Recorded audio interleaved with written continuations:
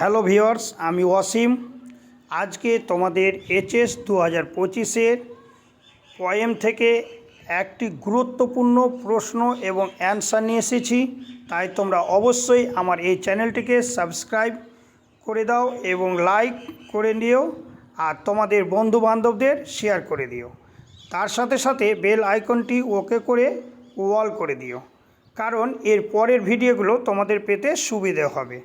তোমাদের সাল ওয়াইজ 2015 থেকে 24 পর্যন্ত যে প্রশ্নগুলো এসেছে দ্য পোয়েট্রি অফ আর্থ জন কিটসের লেখা, সেখান থেকে অনেকগুলো, অর্থাৎ 2015 থেকে 24 পর্যন্ত যে সব প্রশ্নগুলো এসেছে সেগুলো তুলে ধরা হয়েছে এবং তার একটি মাত্র অ্যান্সার করানো হয়েছে।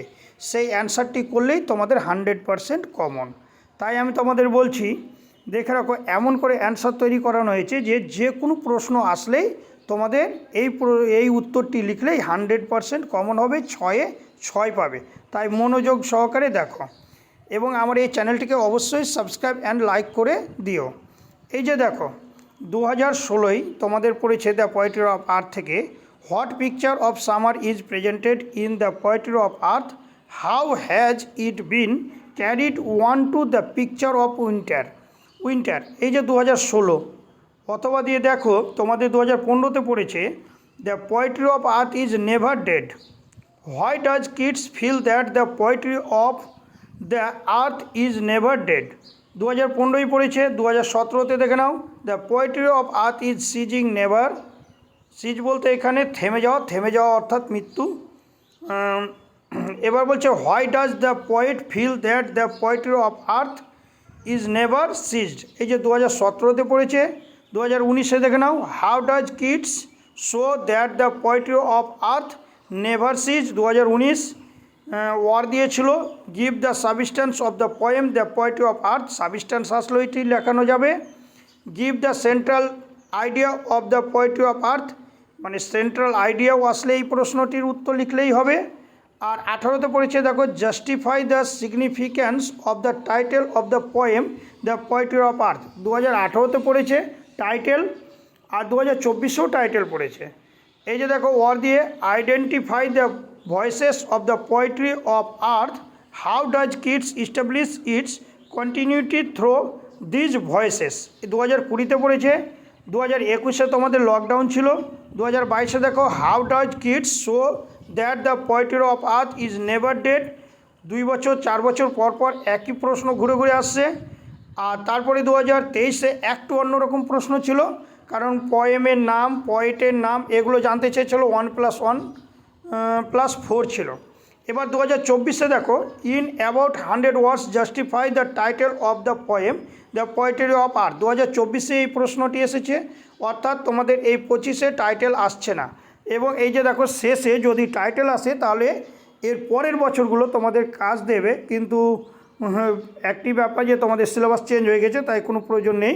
So the title is apt in this context, এটা দিতে হতো, কিন্তু দেওয়ার কোনো প্রয়োজন নেই। তোমাদের 2025-এ যে কোনো প্রশ্ন আসুক না কেন, যদি পোয়েম এই পোয়েটের নাম অথবা পোয়েমের নাম না জানতে চাইলে তোমরা এই প্রশ্নটির উত্তর অবশ্যই লিখতে পারো।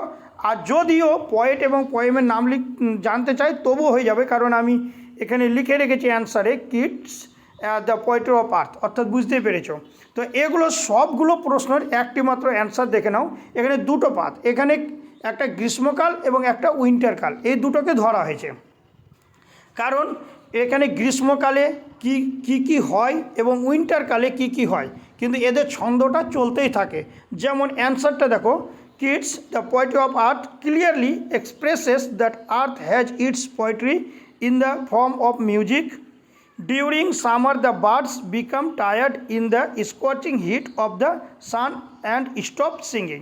যখন পাখিরা গান গাইতে গাইতে তোমরা জানো, যখন সূর্যের যখন উত্তপ্ত হয়ে যখন ওরা ক্লান্ত হয়ে যায়, তখন ওরা কি করে, যে they hide themselves in the cooling trees. তখন ওরা ঠান্ডার জন্য ওরা কি করে, গাছে আড়ালে গিয়ে ওরা বিশ্রাম নেই। বলছে এখানে দেখো, then the voice of the grasshopper runs from hedge to hedge. তখন আবার কি করছিল এরা, আমি জাস্ট তোমাদের হালকাভাবে বুঝাচ্ছি, অত লাইন বা ওয়ার্ডের মানে করে না। কিছুটা বোঝানোর মতো করে যে এই ঘাসফড়িংগুলো কী করছিলো, ঝোপঝাপ থেকে ওরা আবার তখন ওরা এই গান গাইতে ওদের কাজ কর্তব্যগুলো শুরু করলো। Das it's carries the music of summer, এই মতোই কিন্তু গ্রীষ্মকালের কি মিউজিকটি কন্টিনিউ চলতেই ছিল। সিমিলারলি সেই মতোই in winter frost covers the entire natural world, then the cricket shrills from behind the stove and warms the winter with its music. আর কি করে শীতকালে কি করতো, এই যে ক্রিকেট অর্থাৎ ঝিঝি পোকাগুলো মানে হালকা যখন উত্তপ্ত পেত স্টোভে, তখন ওরা কি করতো, ওদের ঝিঝি ঝিঝি করে শব্দগুলো কন্টিনিউয়াসলি ওরা করতেই থাকতো। Thus with the changes in the season cycle the music of nature never die, অর্থাৎ এই মতোই পৃথিবীর যে প্রাকৃতিক যে নিয়ম, যে একটা মিউজিক যে চলতে থাকে সেটা কখনো থেমে যায় না। এইভাবে এইটুকুই তোমরা অ্যান্সার দেবে, কারণ show the title is apt in this context, এটা দেওয়ার কোনো প্রয়োজন নেই। তোমরা অবশ্যই এটাকে স্ক্রিনশট নিয়ে নিতে পারো অথবা খাতায় নোট করে নিতে পারো। 2025-এ এইটুকু লিখলেই 100% তোমাদের 6-এ 6 পাবে। জাস্ট এখানে সিমিলারলি লেখা আছে, এখানে একটু বুদ্ধি করে তোমরা ছকটাকে চেঞ্জ করবে, অর্থাৎ তোমরা যে ইতিহাস ভূগোলে যে পয়েন্টগুলো দাও সেই মতো একটু পয়েন্ট করে নেবে, তাহলেই হবে।